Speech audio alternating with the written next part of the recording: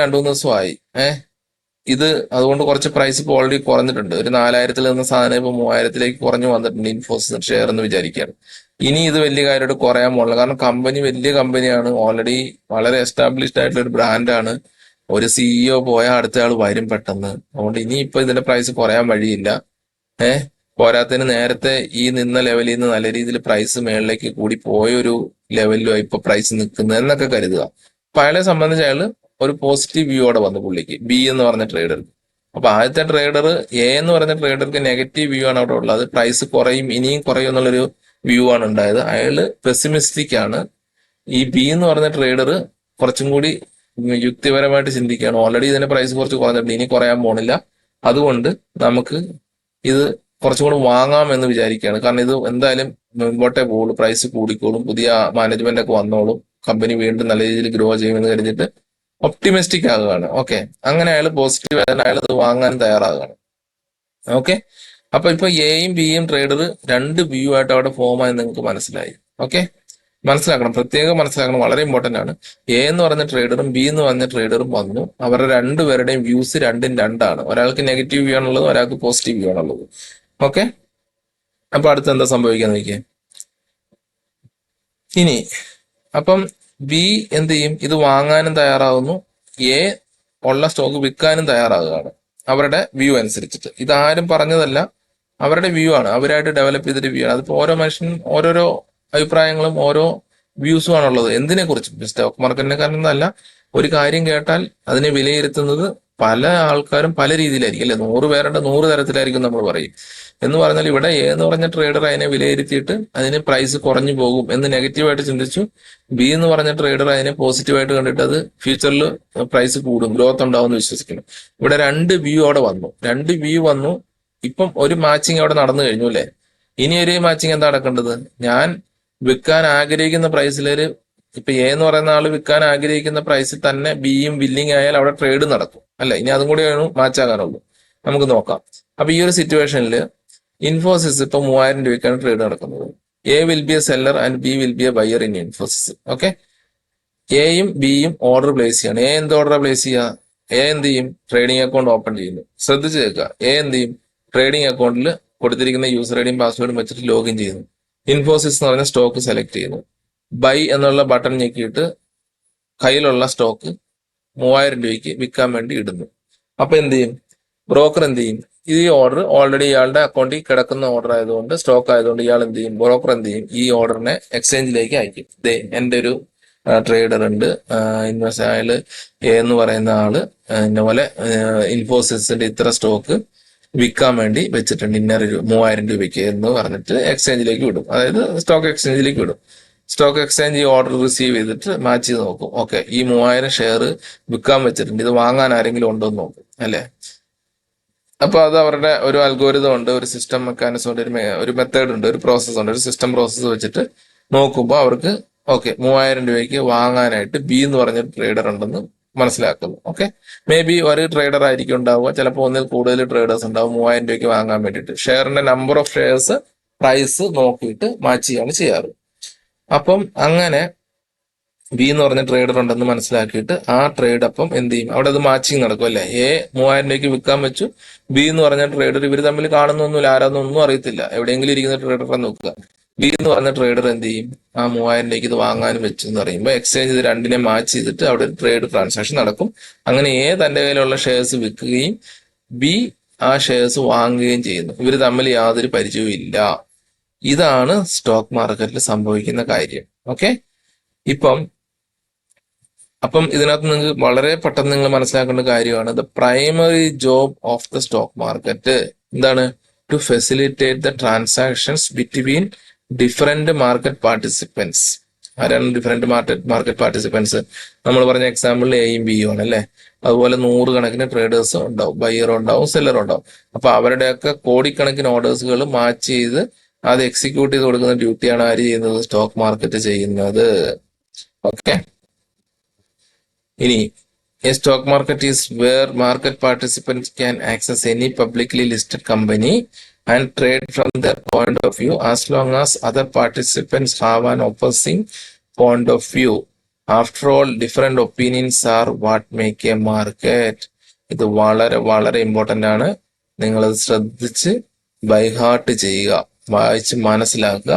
അതിൽ ഡൗട്ട് ഉണ്ടെങ്കിൽ എന്നോട് ചോദിക്കുക. ഓക്കെ, ഇനി നമ്മൾ പറയുകയാണ് അടുത്ത important question, what moves the stock.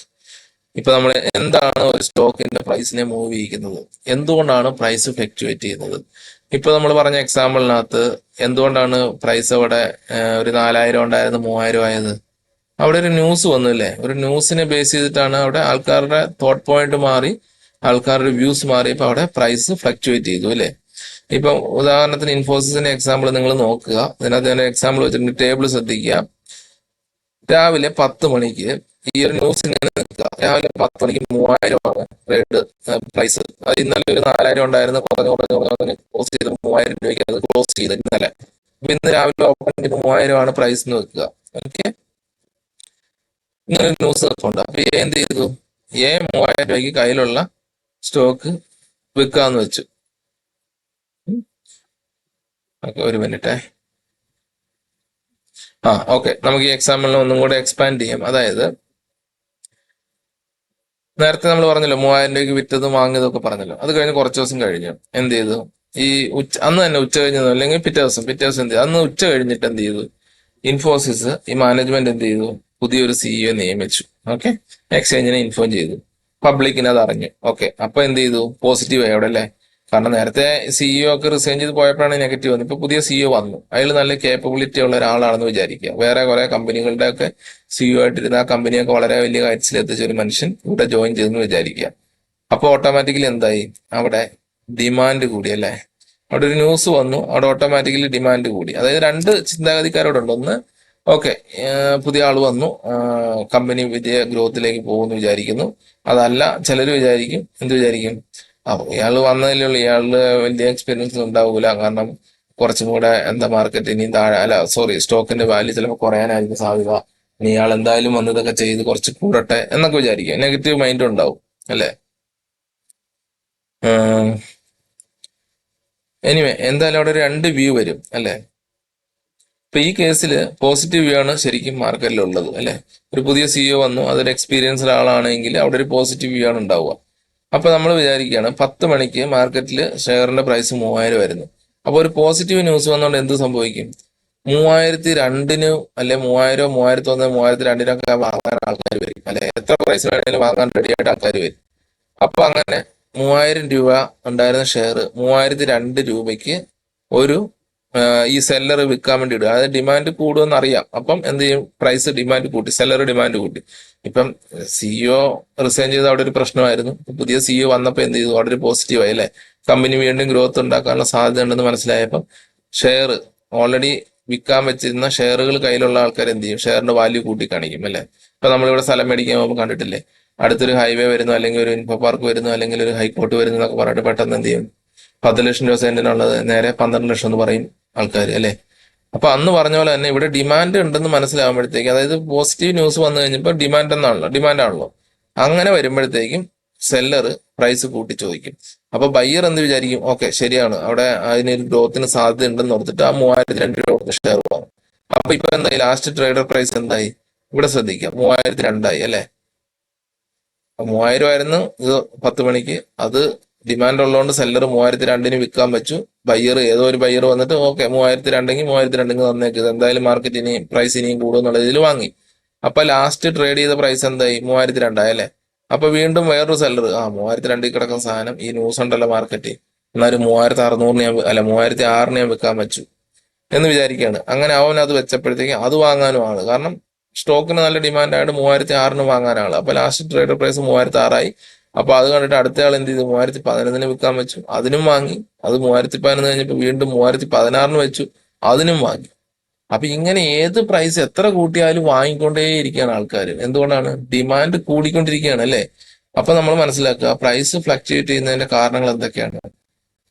ഒന്നുകിൽ ഒരു ന്യൂസ് വേണം അല്ലെ? ഒരു ന്യൂസോ ഒരു ഇവന്റോ വേണം. അപ്പൊ യുദ്ധം വന്നു, പ്രൈസ് എന്താ? ക്രാഷ് ആകും അല്ലെ?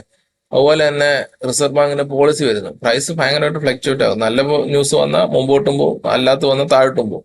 ബഡ്ജറ്റ് വരുന്നു അല്ലെ? നല്ലത് കേൾക്കും, ആ സ്റ്റോക്ക് ആ സെഗ്മെന്റിലുള്ള സ്റ്റോക്കിന്റെ ഒക്കെ പ്രൈസ് കൂടുന്നു, അല്ലാത്തൊക്കെ കുറയും. ഇനി ഇലക്ഷൻ വരുന്നു. ഇപ്പം നിലവിലുള്ള സർക്കാർ വിജയിക്കുകയാണെങ്കിൽ വീണ്ടും പ്രതീക്ഷകൾ കൂടുന്നു, പോസിറ്റീവായിട്ട് മാർക്കറ്റിൽ വരുന്നു, അപ്പൊ പ്രൈസിനും ഡിമാൻഡും കൂടുന്നു. അതേസമയം സർക്കാർ മാറുന്ന ഒരു സിറ്റുവേഷൻ ആണുള്ളതെങ്കിൽ ഓട്ടോമാറ്റിക്കലി അവിടെ നെഗറ്റീവ് ആകുമ്പോഴത്തേക്കും പ്രൈസ് കുറയും അല്ലെ. അപ്പം നമ്മൾ മനസ്സിലാക്കേണ്ടത് പ്രൈസ് ഫ്ലക്ച്വേറ്റ് ചെയ്യുന്നതിന്റെ കാരണങ്ങൾ ഒന്ന് ഒരു ന്യൂസ് അല്ലെങ്കിൽ ഈവൻസ് ആണ്. ഓക്കെ. രണ്ടാമത്തത് വളരെ ഇമ്പോർട്ടന്റ് ആണ്, ഡിമാൻഡ് ആൻഡ് സപ്ലൈ. എന്താണ് ഡിമാൻഡ് ആൻഡ് സപ്ലൈ? ഓക്കെ. നിങ്ങൾക്ക് ഡിമാൻഡ് ആൻഡ് സപ്ലൈ എന്താണെന്ന് അറിയില്ല എങ്കിൽ എന്നോട് വാട്സപ്പിൽ ചോദിക്കുക, ഞാൻ പറഞ്ഞു തരുന്നതായിരിക്കും.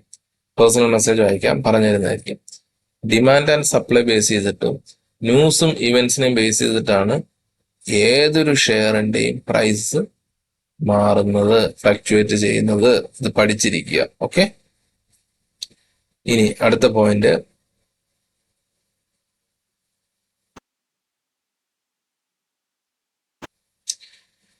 ഓക്കെ, ന്യൂസ് പോസിറ്റീവ് ആണെങ്കിൽ എന്താ സംഭവിക്കുക? ഡിമാൻഡ് കൂടുന്നു, പ്രൈസ് ഇൻക്രീസ് ആവും. ഓക്കെ. ഇനി ന്യൂസ് നെഗറ്റീവ് ആണെങ്കിലോ ഡിമാൻഡ് കുറയും അല്ലെങ്കിൽ സപ്ലൈ കൂടും, അപ്പം പ്രൈസ് കുറയും. ഓക്കെ. ഇനി അടുത്തത് ഇവിടെ എഴുതി വെച്ചിട്ടുണ്ട്, market participants react to news and events and their reaction translate to price movements. This is what makes the stocks move. Okay. ഇത് ഇമ്പോർട്ടന്റ് ആണ്, നോട്ട് ചെയ്ത് വെക്കുക. ഇതൊക്കെ നോട്ട് ചെയ്തെടുക്കണം കേട്ടോ. അതായത് മാർക്കറ്റ് പാർട്ടിസിപ്പൻസ് എന്താണ്, ന്യൂസിനോടും ഇവന്റിനോടും റിയാക്ട് ചെയ്യുന്നു. അവരുടെ റിയാക്ഷൻ ആണ് എന്തായിട്ട് പ്രൈസ് മൂവ്മെന്റ് ആയിട്ട് ട്രാൻസ്ലേറ്റ് ചെയ്യുന്നത്, മാറുന്നത് കേട്ടോ. ഈ ഒരു കാര്യമാണ് സ്റ്റോക്കിനെ മൂവ് ചെയ്യിക്കുന്നത്. ഓക്കെ. ഇനി അടുത്തത്, അപ്പം നമ്മൾ നോക്കുക, there is no news, then what will happen to stock price? അതാണ് ഞാൻ നേരത്തെ പറഞ്ഞത്. ഇനി ന്യൂസ് ഇവന്റ് ഒന്നും ഇല്ല, സ്റ്റോക്കിന്റെ പ്രൈസ് മാറുകയല്ലേ? മാറും. എങ്ങനെയാ മാറുന്നത്? അതല്ല ഞാൻ പറഞ്ഞത്, ഡിമാൻഡ് ആൻഡ് സപ്ലൈ ബേസ് ചെയ്തിട്ട് മാറും. ഇപ്പം റിലയൻസിന്റെ ഷെയർ എടുക്കുക ഉദാഹരണത്തിന്. റിലയൻസിന്റെ ഷെയറിൽ ഒരു ന്യൂസും വേണ്ട, അതിങ്ങനെ ഡെയിലി ഫ്ലക്ച്വേറ്റ് ചെയ്യും. കാരണം എന്താ? അതിന് അത്രമാത്രം ഡിമാൻഡ് ഉണ്ട്. ആ ഡിമാൻഡിന്റെ സപ്ലൈയുടെ ബേസ് ചെയ്തിട്ട് പ്രൈസ് മാറിക്കൊണ്ടേയിരിക്കും. അതേസമയം ഒരു അത്ര ഫേമസ് അല്ലാത്ത സ്റ്റോക്ക് എടുക്കുക, അതിന് വലിയ മൂവ്മെന്റ് ഒന്നും കാണില്ല, ചെറിയ മൂവ്മെന്റ് കാണുള്ളൂ. പക്ഷെ അതിലൊരു ന്യൂസ് വന്നു കഴിഞ്ഞാൽ മാത്രമാണ് അത് പെട്ടെന്ന് മൂവ് ചെയ്യുക. ഒന്നുകിലും കൂടും അല്ലെങ്കിൽ കുറയും, ഡിപ്പെൻസ് അപ്പോൺ അത് പോസിറ്റീവ് ആണോ നെഗറ്റീവ് ആണെന്ന് നോക്കിയിട്ട്. ഓക്കെ. What next? ഞാൻ നേരത്തെ പറഞ്ഞ പോയിന്റ് ഒന്നും കൂടെ എക്സ്പ്ലെയിൻ ചെയ്ത് പറയാം, എങ്ങനെയാണ് സ്റ്റോക്ക് ട്രേഡ് നടക്കുന്നത്. ഓക്കെ.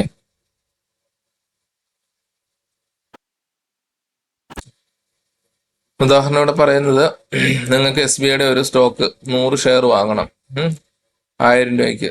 അതൊരു വർഷത്തേക്ക് വേണ്ടി ഹോൾഡ് ചെയ്യാൻ വേണ്ടി നിങ്ങൾ വാങ്ങാന്ന് വിചാരിക്കുക. ഒരു എക്സാമ്പിൾ ആണ് കേട്ടോ. നിങ്ങൾ ആദ്യം ചെയ്യേണ്ടത് എന്താണ്? നിങ്ങൾ ട്രേഡിംഗ് അക്കൗണ്ടിലേക്ക് ലോഗിൻ ചെയ്യുക. യൂസർ ഐഡിയും പാസ്വേഡും കൊടുത്തിട്ട് ബ്രോക്കർ തന്നിരിക്കുന്ന ട്രേഡിംഗ് അക്കൗണ്ടിലേക്ക് ലോഗിൻ ചെയ്യുക. എക്സാമ്പിൾ ഫയേഴ്സ് എന്ന് പറയുന്ന ബ്രോക്കറുടെ അക്കൗണ്ടിലേക്ക് നിങ്ങൾ ലോഗിൻ ചെയ്യുന്നു വിചാരിക്കുക. ഓക്കെ. എന്നിട്ട് നിങ്ങൾ എന്ത് ചെയ്യും? നിങ്ങളുടെ ഓർഡർ അവിടെ പ്ലേസ് ചെയ്യും. അതായത് നിങ്ങൾ SBIയുടെ 100 ഷെയർ വാങ്ങാനുള്ള ഓർഡർ അവിടെ നിങ്ങൾ പ്ലേസ് ചെയ്യും. അപ്പൊ എന്ത് ചെയ്യും? ഫസ്റ്റ് എന്താ ചെയ്യുക? ബ്രോക്കർ എന്ത് ചെയ്യും? നിങ്ങളുടെ ഈ ഒരു ഇന്റന്റ്, അല്ലെങ്കിൽ നിങ്ങൾ 100 ഷെയർ SBIയുടെ വാങ്ങാനായിട്ട് ഒരു ഓർഡർ ഇട്ട് കഴിഞ്ഞാൽ ആദ്യം ബ്രോക്കർ നിങ്ങളുടെ അക്കൗണ്ടിൽ വാങ്ങാൻ പൈസ ഉണ്ടെന്ന് നോക്കും. ഓക്കെ. നിങ്ങൾ ഓർഡർ പ്ലേസ് ചെയ്യുന്നത് നിങ്ങൾ ചെയ്യേണ്ട കാര്യങ്ങൾ, ഒന്ന്, നിങ്ങൾ എത്ര ക്വാണ്ടിറ്റിയാണ് വാങ്ങാൻ പോകുന്നത്, ഏത് സ്റ്റോക്കാണ് വാങ്ങാൻ പോകുന്നുള്ളത്, അതുപോലെ ഏത് പ്രൈസിനാണ് നിങ്ങൾ വാങ്ങാൻ പോകുന്നുള്ളത് നിങ്ങൾ ബ്രോക്കറോട് പറയണം. അതായത് ഓർഡർ ഫോമിൽ നിങ്ങൾ കാണിക്കണം. അങ്ങനെ കാണിച്ചു കഴിഞ്ഞാൽ നിങ്ങൾക്ക് എന്ത് ചെയ്യും? ബ്രോക്കർ അടുത്ത് എന്ത് ചെയ്യും? നിങ്ങളുടെ അക്കൗണ്ടിൽ ഇത് വാങ്ങാനുള്ള പൈസ ഉണ്ടെന്ന് നോക്കും. ഉണ്ടെങ്കിൽ അപ്പൊ തന്നെ ആ ഓർഡറിനെ ഓട്ടോമാറ്റിക്കലി എക്സ്ചേഞ്ചിലേക്ക് പുഷ് ചെയ്യും. എക്സ്ചേഞ്ചിൽ അപ്പൊ ചെല്ലുന്നു, 100 ഷെയർ SBIയുടെ 1000 രൂപയ്ക്ക് ഞാൻ വാങ്ങാനായിട്ട് ഒരു ഓർഡർ പ്ലേസ് ചെയ്തിട്ടുണ്ട്. അപ്പൊ എക്സ്ചേഞ്ച് എന്ത് ചെയ്യും? അത് മാച്ച് ചെയ്ത് നോക്കും. ഓക്കെ, ഈ 100 ഷെയർ 3000 രൂപയ്ക്ക് ആരെങ്കിലും വിൽക്കാൻ പറ്റുന്നുണ്ടോ? ഒരാളോ അല്ലെങ്കിൽ ഒന്നിൽ കൂടുതൽ ആൾക്കാരെ വിൽക്കാൻ പറ്റുന്നുണ്ടെങ്കിൽ നോക്കും. ഉണ്ടെങ്കിൽ അത് തമ്മിൽ മാച്ച് ചെയ്യുന്നു, അവിടെ ഒരു ട്രേഡ് നടക്കും. ഇത്രയുള്ള സംഭവം, സംഗതി ക്ലീൻ. ഓക്കെ. ഇനി അതിപ്പം നിങ്ങൾ 100 വാങ്ങാൻ വെക്കുമ്പോൾ 3000-ന് ഒരാൾ വിൽക്കാൻ വെച്ചിട്ടുണ്ട്, ഒരു സ്റ്റോക്കേ വിൽക്കാൻ വെച്ചിട്ടുള്ളൂ. അപ്പൊ നിന്നും 100 വേണം, 99 വേറൊരാളാണ് വിൽക്കാൻ വെച്ചിരിക്കുന്നത്. അപ്പം 2 വ്യക്തികളുടെ കയ്യിൽ നിന്ന് നിങ്ങൾക്ക് ആ സ്റ്റോക്ക് കിട്ടും. അത് നിങ്ങൾ അറിയില്ല, നിങ്ങൾക്ക് 100 സ്റ്റോക്ക് കിട്ടും. അത് ഒരാൾ വിറ്റതാണോ 100 പേര് വിറ്റതാണോ എന്ന് നിങ്ങൾക്ക് അറിയാൻ പറ്റില്ല. നിങ്ങൾക്ക് കിട്ടും. ഓർഡർ സെല് ചെയ്യാൻ അതുപോലെ ക്വാണ്ടിറ്റിയും അതേ പ്രൈസ് തന്നെ ആരെങ്കിലും വെച്ചിട്ടുണ്ടെങ്കിൽ നിങ്ങൾക്ക് ഉറപ്പായിട്ടും അത് കിട്ടും. അങ്ങനെയാണ് സ്റ്റോക്ക് മാർക്കറ്റിൽ ട്രേഡ് ചെയ്യപ്പെടുന്നത് സ്റ്റോക്കുകൾ അല്ലെങ്കിൽ ഷെയറുകൾ. ഓക്കെ, ഇനി നമ്മൾ ഈ സ്റ്റോക്ക് വാങ്ങിയതിനു ശേഷം, ഇതിപ്പോ ഞാൻ പറഞ്ഞില്ല 1 ഇയറിലേക്ക് വേണ്ടി നമ്മൾ ഹോൾഡ് ചെയ്യാൻ വേണ്ടി SBI വാങ്ങുകയെന്ന് വെച്ചു. SBIയുടെ സ്റ്റോക്കാണ് വാങ്ങാൻ പ്ലാൻ ചെയ്ത് വെക്കുക. വാങ്ങിക്കഴിഞ്ഞാൽ എന്ത് സംഭവിക്കും? നമ്മളിത് വാങ്ങിക്കഴിഞ്ഞാൽ ഈ സ്റ്റോക്ക് ഡിജിറ്റൽ രൂപത്തിൽ ഡിമാറ്റ് അക്കൗണ്ടിലാണ് ഉണ്ടാവുക. നമ്മൾ നേരത്തെ പറഞ്ഞില്ലേ, ട്രേഡിംഗ് അക്കൗണ്ട് വഴി നമ്മൾ ഇൻസ്ട്രക്ഷൻ കൊടുത്തു വാങ്ങാൻ അല്ലെങ്കിൽ വിൽക്കാൻ. അത് കിട്ടിക്കഴിഞ്ഞാൽ അത് ഡിജിറ്റൽ മാർഗത്തിൽ ഡിജിറ്റൽ ഫോമിൽ അത് സൂക്ഷിച്ചു വെക്കുന്നത് ഡിമാറ്റ് അക്കൗണ്ടിലാണ്. ഓക്കെ, ഇതുവഴി നമ്മൾ എന്ത് ചെയ്യും? വൺസ് ഈ ഷെയർ നമ്മൾ 100 വാങ്ങിയാൽ ഒരെണ്ണം വാങ്ങിയെന്ന് വിചാരിക്കുക, അല്ലെ 100 വാങ്ങി എത്ര വേണം വാങ്ങിക്കുക നിങ്ങളുടെ കയ്യിൽ പൈസ ഉള്ളതനുസരിച്ച്. ഇതുവഴി നിങ്ങൾ എന്തായി തീരും? ആ ആ ഷെയറിന്റെ അല്ലെങ്കിൽ സ്റ്റേറ്റ് ബാങ്ക് ഓഫ് ഇന്ത്യ എന്ന് പറയുന്ന SBIയുടെ സ്റ്റോക്കിൽ കമ്പനിയിൽ നിങ്ങൾക്ക് ഒരു ഓഹരി പങ്കാളിത്തം കിട്ടും, അല്ലെ? നിങ്ങൾ അതിന്റെ പാർട്ട് ഓണർ. എന്താണ്? Part owner of the company. Share വാങ്ങുന്നതിലൂടെ നിങ്ങൾ എന്താണ് ചെയ്യുന്നത്? Part owner of the company ആവും. നിങ്ങൾക്ക് അഭിമാനത്തോടുകൂടി പറയാം, നിങ്ങൾ SBIയുടെ ഓണർ കൂടിയാണ്, അല്ലെങ്കിൽ നിങ്ങൾ റിലയൻസിന്റെ ഒരു ഓണർഷിപ്പ് നിങ്ങൾക്ക് ഉണ്ട് എന്ന് നിങ്ങൾക്ക് പറയാം. അവരുടെ വോട്ടിംഗ് സിസ്റ്റത്തിന് വിളിക്കും, അവരുടെ കമ്പനി നടക്കുന്ന ഇൻഫർമേഷൻസ് നിങ്ങൾക്ക് മെയിലായിട്ട് അയച്ചു തരും. നിങ്ങൾക്ക് അവർ ഡിവിഡൻഡ് പ്രഖ്യാപിക്കും, അതിന്റെ ഷെയർ നിങ്ങൾക്ക് തരും, മീൻസ് ഡിവിഡൻഡ് നിങ്ങൾക്ക് വീതിച്ചു തരും. അങ്ങനെ ഒരുപാട് കാര്യങ്ങൾ കമ്പനിയുടെ ഇതിൽ നിങ്ങൾക്ക് ഉൾപ്പെടാം. ഓക്കെ, അതാണ് നമ്മൾ part owner of the company ആകാൻ പറയാൻ ഉദ്ദേശിക്കുന്നത്. ഇത് ആകണമെങ്കിൽ എന്ത് ചെയ്യണം? നമ്മൾ കമ്പനിയുടെ ഷെയർ വാങ്ങണം. ഷെയർ വാങ്ങി നമ്മൾ കയ്യിൽ സൂക്ഷിക്കണം. കയ്യിൽ മീൻസ് ഡിമാറ്റ് അക്കൗണ്ട് സൂക്ഷിക്കണം. അതിപ്പോൾ ഒരു ദിവസം സൂക്ഷിക്കുന്നെങ്കിൽ ഒരു ദിവസത്തേക്ക് നിങ്ങൾ ഓണർ ആയിരിക്കും. 10 വർഷത്തേക്കാണ് സൂക്ഷിക്കുന്നതിൽ ആ 10 വർഷം നിങ്ങൾ ആ കമ്പനിയുടെ ഒരു വൺ ഓഫ് ദ ഓണർ ആയിരിക്കും. ഓക്കെ, അതാണ് മനസ്സിലാക്കേണ്ടത്. ഇങ്ങനെ ഷെയർ വാങ്ങിച്ചു വെച്ച് കഴിഞ്ഞാൽ എന്ത് ചെയ്യും? എന്തൊക്കെ ബെനിഫിറ്റ് ആണുള്ളത് നോക്കിയേ. ഡിവിഡൻഡ്, ഞാൻ പറഞ്ഞു ഡിവിഡൻഡ് കിട്ടും. സ്റ്റോക്ക് സ്പ്ലിറ്റ്, ബോണസസ്, അതായത് ബോണസ് ഷെയർ, റൈറ്റ് ഇഷ്യൂ എന്നൊക്കെ കിട്ടുകയാണ്. അതൊക്കെ കൂടുതൽ തലേ കയറണം എന്നില്ല. കാരണം ഇപ്പോൾ ഒരു ഷെയർ ഞാൻ വാങ്ങിച്ചെങ്കിൽ ചിലപ്പോൾ കമ്പനി തീരുമാനിക്കണം എല്ലാ ഷെയർ ഉള്ളവർക്കും ഒരെണ്ണം ഉള്ളവർക്ക് 2 ആക്കണമെന്ന് വിചാരിക്കണം. അപ്പൊ എൻ്റെ 100 ഷെയർ ഉണ്ടെങ്കിൽ എനിക്ക് 200 ഷെയർ കിട്ടും. അതിനാണ് ബോണസ് ഇഷ്യൂ എന്നൊക്കെ പറയുക. ഓക്കെ, പിന്നെ വോട്ടിംഗ് റൈറ്റ്സ് ഇതെല്ലാം കിട്ടും.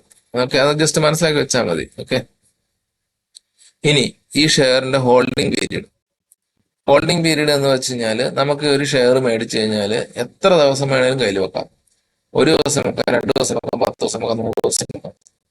വാരൻ ബഫറ്റിനെ കുറിച്ച് നിങ്ങൾ കേട്ടാണ്. അദ്ദേഹം പറഞ്ഞത് അദ്ദേഹത്തിന്റെ ഹോൾഡിംഗ് പീരീഡ് എത്രയാണെന്ന് ചോദിച്ചപ്പോൾ 4 അവർ എന്ന് വെച്ച് കഴിഞ്ഞാൽ കാലാകാലം ഞാനത് വെച്ചോണ്ടിരിക്കുന്നത്. അപ്പൊ അയാളെ സംബന്ധിച്ച് അയാളുടെ ഒരുപാട് കണ്ടമാനം ക്വാണ്ടിറ്റി ഓഫ് ഷെയർസ് വാങ്ങും. അപ്പൊ വലിയ ലാർജ് എമൗണ്ടിലുള്ള ഷെയർ വാങ്ങിക്കഴിഞ്ഞാൽ ഒരു രൂപ, ഒരു ഷെയറിന് 1 രൂപ വെച്ച് ഡിവിഡൻഡ് കമ്പനി പ്രഖ്യാപിച്ചാലും ഒരു 10 കോടിയുടെ ഷെയർ ഉണ്ടെങ്കിൽ, അല്ലെങ്കിൽ 10 കോടി നമ്പർ ഓഫ് ഷെയർസ് ഉണ്ടെങ്കിൽ അത്രയും ഡിവിഡൻഡ് പുള്ളി കിട്ടും. അപ്പൊ പുള്ളിയെ സംബന്ധിച്ച് വാല്യൂ കൂടാൻ വേണ്ടി പുള്ളി കാലങ്ങളോളം വെച്ചുകൊണ്ടിരിക്കുന്നത്, വിറ്റ് മാറുകയല്ല. ഓക്കെ, അപ്പൊ നമുക്ക് എത്ര കാലം വേണേലും സ്റ്റോക്ക് ഇങ്ങനെ മേടിച്ചിട്ട് വെക്കാം. ഇനി അടുത്ത് നമ്മൾ പഠിക്കാൻ പോവാണ്, ഇമ്പോർട്ടന്റ് ആണ്, ഡിഫറെന്റ് ടൈപ്സ് ഓഫ് ട്രേഡേഴ്സ് അല്ലെങ്കിൽ ട്രേഡ്സ് അല്ലെങ്കിൽ ട്രേഡർ എന്ന് വേണേൽ നമുക്ക് പറയാം. ആരൊക്കെയാണെന്ന് നോക്കാം. ആരൊക്കെയാണെന്നല്ല, എന്തൊക്കെ തരത്തിലുള്ള ട്രേഡുകളാണ് ഉള്ളതെന്ന് നോക്കാം.